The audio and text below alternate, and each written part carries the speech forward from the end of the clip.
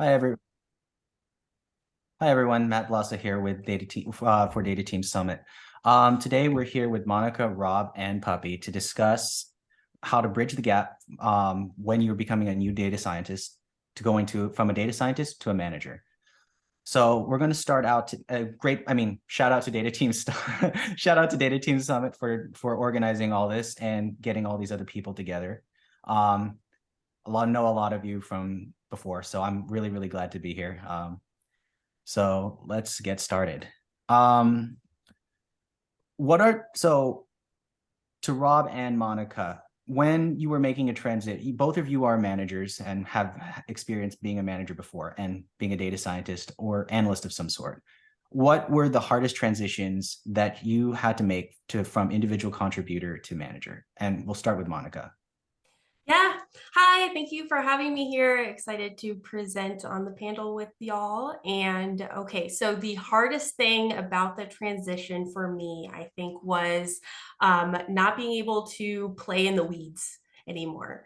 So I was, always head down in the weeds, just hours upon hours would just fly by. And when you transfer into a management position, it's like, no, you don't do that. You need to be more of, the manager or people's side of it, kind of hands off type thing.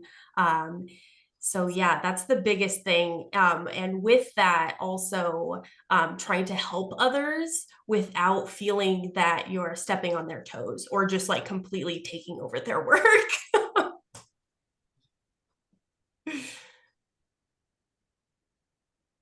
Yeah, that's a definite thing. Rob, what would you say? I mean, you made more transitions than the rest of us all combined, I'm sure. We're relying on Thanks. you here. Thanks for having me here at Data Team Summit. Yes, I do have a little bit of shiny object syndrome, so I have made some transitions in my career, maybe a few more than most. But I've been at Octo now for 3 years, so a long time if you fought for me. But yeah, so I think the hardest thing is actually going from being responsible for myself and my own actions to being responsible for many individuals. And I take it very personal. For example, hiring, right? When I hire somebody into Octo, it's not just Octo that's responsible for that new hire. I take it personal. It's me. So my brand, is on the line, right? So if I hire that individual, and it doesn't work out right, it's not just a bad thing for Octo, it's a bad thing for me. And then also along those same lines, being responsible for the team now, not just myself, is the time commitment that it takes.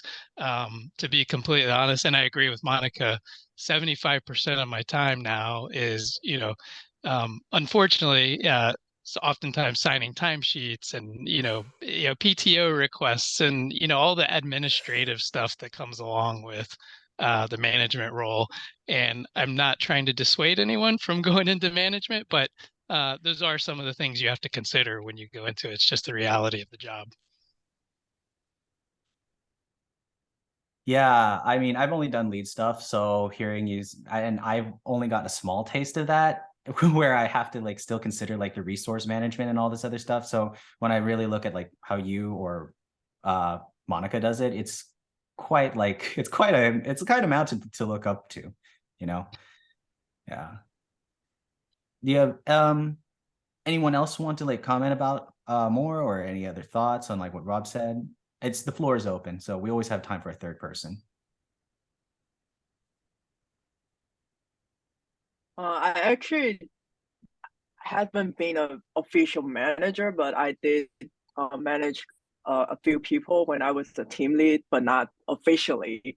And the transition is kind of um, weird because I wasn't an official manager, but I was taking workshops from the company to train me to become a manager.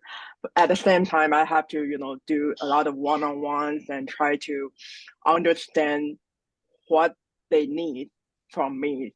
And I think it's a transition of mindset.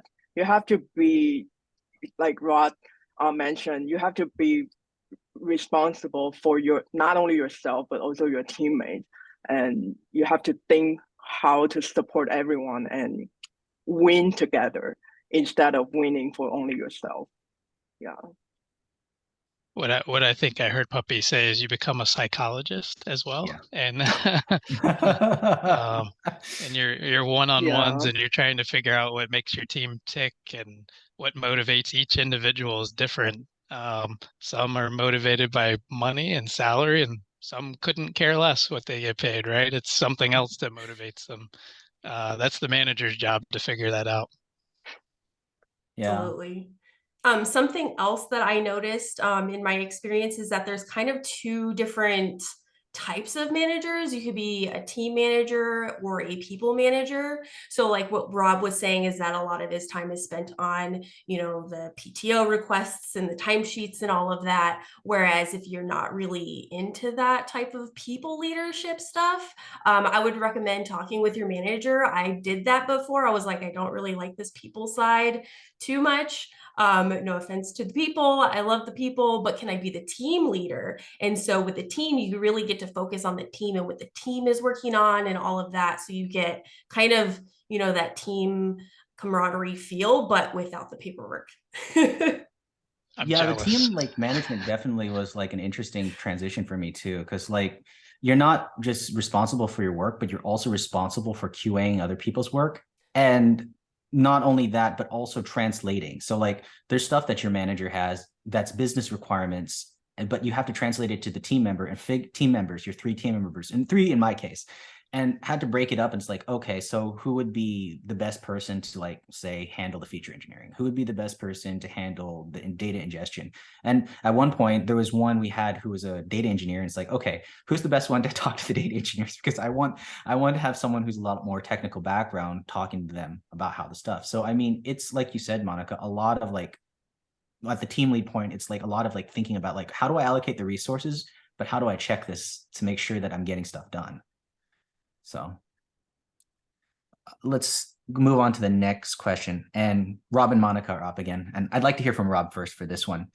So for you, like Rob, how did data science in the data field change from like individual contributor to manager? Like for like I know you went through several levels. So like how did it change at each stage? Like what was like the mindset shift, and how much was like people leading, and then how much was like team leading? So I actually think Monica kind of hit the nail on the head when she was talking about not being able to really get into the weeds anymore. So when I was an individual contributor, so I'd say like the first half or so of my career, I was focused primarily on computer vision applications because that's what I was interested in. So that subdomain of machine learning was my passion. So I could focus on that, and I could be really good at that and build my expertise in that one subdomain. But as each level, so going from an individual contributor to a team lead to a manager to finally, where I am now as a VP, each level I've become uh, not always through my own choosing, more of a generalist, right? And then now I'm at a point where I'm responsible for all of the AI and machine learning team leads within our company, or all of the machine learning and pods is what we call them. So we have functional pods, right? So a computer vision pod, an NLP pod, geospatial AI pod, augmented reality, mixed reality, XR pod. And that's where our functional expertise is within those pods. And because I'm in charge of all of them, I have to know a little bit. So I have to be like an inch deep in all of them and be technical enough, because they are technical domains, right? Engineers, we all know, we don't really respect leaders that don't take any care to learn about our technical domains. And so I've had to teach myself some of the NLP, for example, is a domain that I really was not super familiar with when I was a computer vision engineer earlier in my career. So I've had to broaden my scope and become more of a generalist as I've gone further up the food chain, so to speak, in my career. Would you say that also applies to you as well, Monica? I mean, like with the becoming more of a generalist as time goes on, and I'm just curious, like, how did that generalist like thought that Rob mentioned work for you? Absolutely. I love being a generalist. It kind of feels along the progression of my experience. I kind of feel like Iron Man, you know, how he's just like pulling things from the air and, you know, pushing them to where they need to go and all of that. And so you kind of see that bigger picture and know how everything kind of works with each other. And you can just know like where things go, where things need to be. Another thing that I noticed along my career is that I knew how to ask better questions and who to ask those questions to, like who needs to come to certain meetings. Does it need to only be, you know, a certain group, or does it need to be all of the groups? Does it need to be the technical folks, the business folks, both of them in the same room together? Always a win in my experience. And being the translator, as someone said, because both of the different teams speak different languages. So yeah, just being Iron Man, really. That's the translator part is interesting because that's definitely something I've noticed, like even from doing team lead stuff and like when I was marketing manager, that's definitely something you end up doing.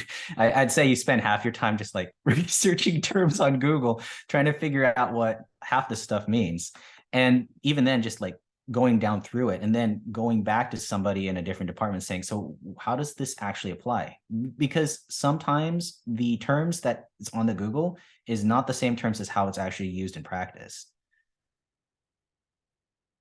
So, and so what about product management? So like for all three of you, so this question is directed towards both Monica and Puppy. Like what role does like the product management play in this transition, and how did it help you like lead a team? I often hear about like as you go up farther up the ladder, it's more about not only just the product management, but it's also the project management mindset. So for you, what did that look like?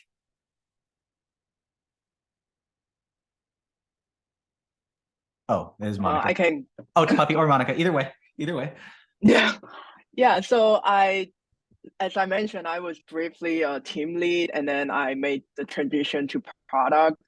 But it's kind of, going back to individual contributor. But as I was learning a lot of product management framework mindset, I realized in order to like manage your team, you actually need to have a product mindset, and that means you need to understand the problem first before you get on board to tackle the issues, and then you need to understand the user, meaning your teammates, your unofficial direct reports, or your managers.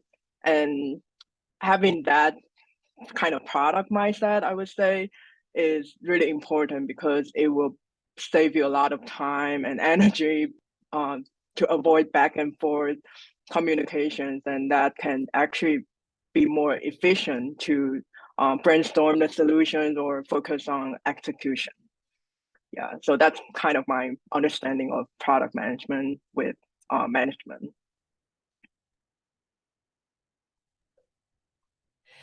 Yeah, honestly, I feel like with a product manager label, it's kind of just another buzzword. Product management is kind of new to me entirely. So when I just found myself in that position, I kind of got realizing that anybody on a data team kind of has a general one goal is just to work as a team, work together, and get things done.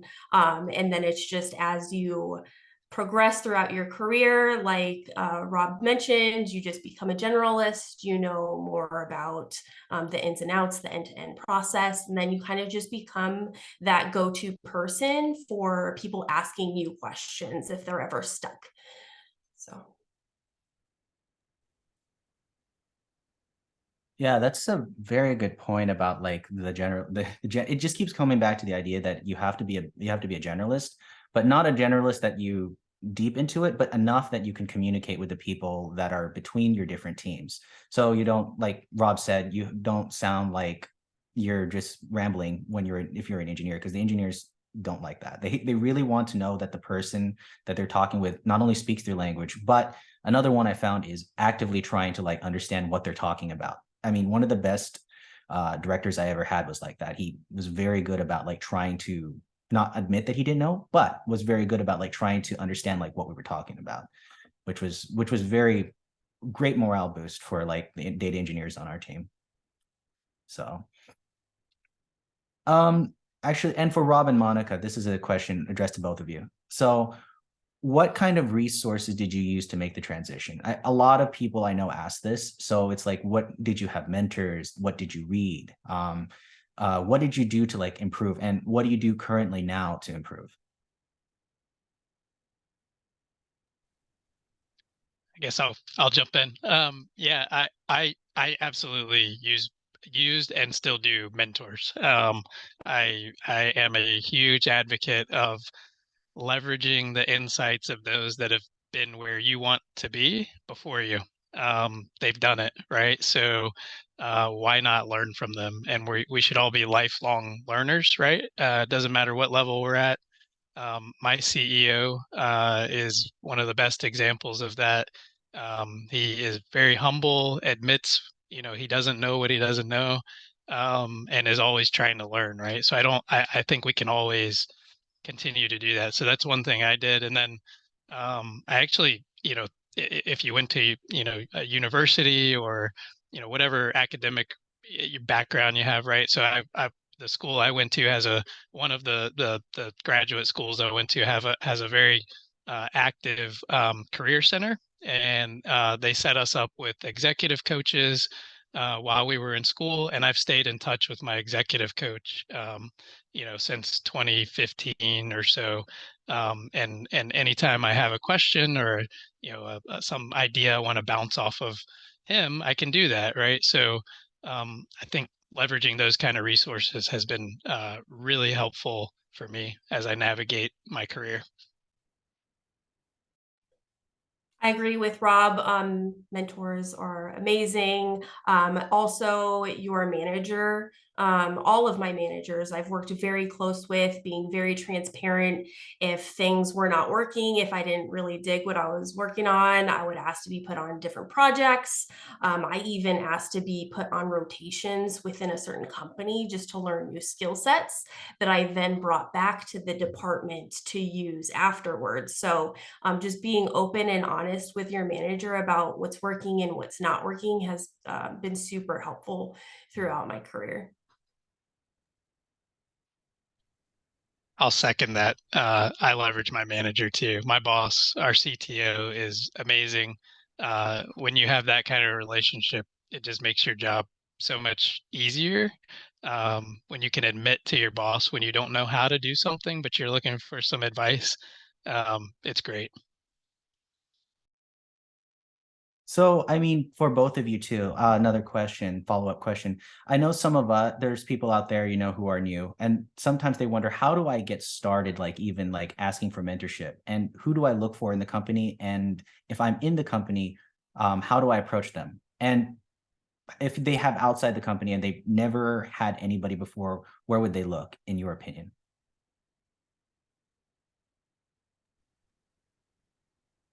Go ahead, Monica. I was just thinking, like, how did I find my mentor? I think it was through working with my manager and asking to be put on a rotation. And then my rotation manager, after I left, I was like, hey, can you be my mentor? And then just some other things is that if you want to be like a CEO, find a CEO and then just ask. Why not ask? Yeah, spot on. I was going to say the same thing. Just ask. I mean, most people want to help. Most senior leadership want to help. The big bad CEO, maybe there are some bad ones, I'm sure, but I think by and large it's a bit of a myth, right? Like senior leaders want to help in general. And I don't know that I've ever been denied when I've done just what Monica said. Just ask, just send a cold email. Hey, you find somebody that is in a position you aspire to be in 5 or 7 years, or however long it is, whatever your plan horizon looks like, and reach out and ask if you can shadow them and see what it's like to do their job. Yeah, I definitely second all of this. Like when I was first was starting, I never asked about what kind of work project I wanted to do. And I found out that the projects I was assigned to weren't the ones that motivated me and weren't the ones that like inspired me. So like both of you said, you have to really like for individual contributors, I found out you really have to ask, even if it feels embarrassing, it's really, really good to like go out and ask because at least the manager knows the intention because they've got tons of stuff they're doing between all the HR stuff, between like running projects. And if you spell it out for them, it's really helpful for them to like, okay, well, let me think about ways I can actually leverage this person's interest because not only that person's more motivated, but they're also more likely to figure out and find insights in the tasks that they're doing because they like it. And and then we have another question for all three of everyone. So how do you motivate and inspire direct reports? And what do you think is the most important to focus on? I talk about this because I did stuff like when I was in the military about this squad leader stuff, and they used to emphasize this endlessly. Like you need to motivate and you need to inspire your troops. So how do you do this for your workers? And what do you prefer and what is your style and advice? I'll jump in. So so if for so going back to that being a psychologist kind of, everyone is motivated by different things, but I would say if I have to pick one, it's culture, culture, culture, and that is that means a lot of different things, but one thing that is part of one aspect of culture is creating a common vision and a common goal for a team, right? And if they're all, and this I learned this while I was on active duty too, Matthew. If you can create a common goal and that the team is working towards, that everyone buys into, and it's bigger than any one individual on the team, and they all believe in it, right? Like my team, I fully believe everyone on my team works towards the O Labs vision and the personal gain second, right? If you can do that, everyone they become so close. The team becomes so close. No individual wants to let the rest of the team down. Everyone starts pulling their own weight, and before you know it, pretty quickly you get a really well-oiled machine. And a team that really wants to spend time together. They enjoy coming to work. They enjoy going out for beers after. And that's really, building that kind of family environment it has been a motivating factor for my team. I resonate a lot with what Rob just mentioned. The culture is really, really important. And I witnessed this from my past managers. They show genuine care and trust in you. And when they do that, they are being a role model and they are like giving you the energy and power to do well in your work. And I think that really motivated me and inspired me to, excel.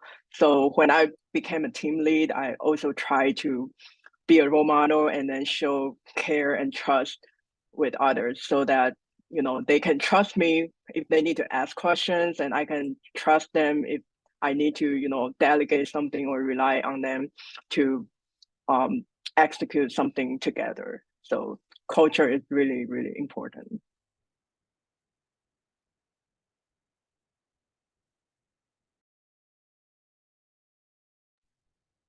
I don't know that I have too much to add to that. Rob Puppy, you nailed it on the head.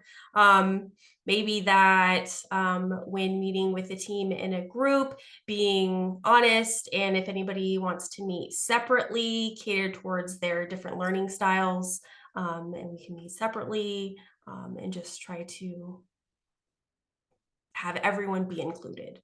Yeah. I think that goes to creating a safe environment, where folks feel like they can speak their mind without repercussions, right? Yeah, I agree, Monica. Okay. And the last question before we end here, how do new managers get used to delegating, and also what do you suggest that they do that helps improve that? It's always it's a question that's hard. It's a hard question even for me when I started. Yes, I agree. I wanted to start off by saying, I don't know. Please let me know, Robin Puppy. Nope, I'm still learning too. That is, I think my boss would probably agree that one of the hardest things for me to learn, even to this point in my career, is how to delegate and which tasks to delegate. It's very easy. A lot of us are in these leadership positions because uh we say yes and we take on we just get things done, right? And so it's easy to just say it's easier for me to just do it than delegate, figure out who I should delegate this out to. But that's not scalable and sustainable. You pretty quickly run yourself ragged trying to do everybody's job and doing too much. And the only way I learn is by working myself to being basically getting sick, right? So that kind of forced me to learn how to delegate. But I don't have the perfect answer though. I struggle with it just like Monica. So whoever figures it out, let me know. I feel like this is a universal struggle for anyone, even though people who are not managers, they sometimes have to delegate things to their kids, to their spouse, and something like that. I do find one framework that I find useful is the Eisenhower matrix. So Oh, you yeah. map out what is the most important, least important, and most urgent and least urgent. And then you try to put the task into the 4 quadrants. And then the least important and least urgent task can be delegated. But I'm sure, depending on the situation, you have to evaluate the person's ability that you are delegating to. So, but in general, I like to use the metric to, figure out the task to be delegated. Love that. Thank you, Puppy. Yep. And okay, I think we're at time. And well, thank you everyone for coming here today. Monica, Rob, Puppy. Shout out to Data Team Summit and Andrew and Mike for having us all here. Appreciate all this other stuff.